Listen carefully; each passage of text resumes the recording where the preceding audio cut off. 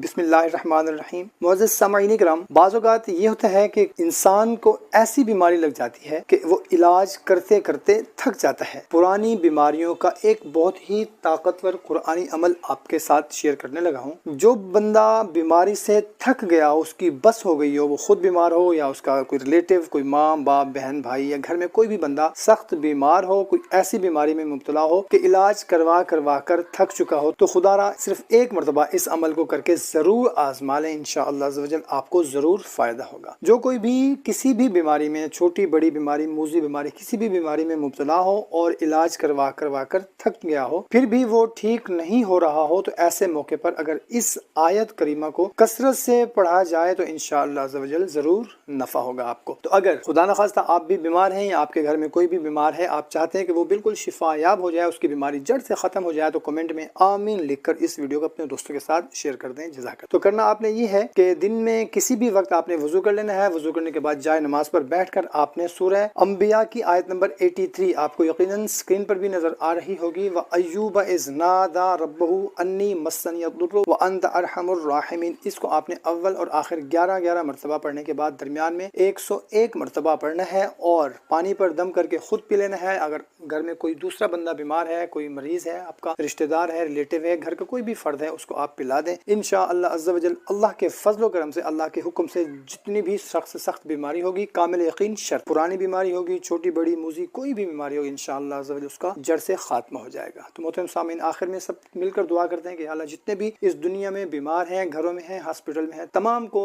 शिफाए कामिला अता फरमा। आमीन।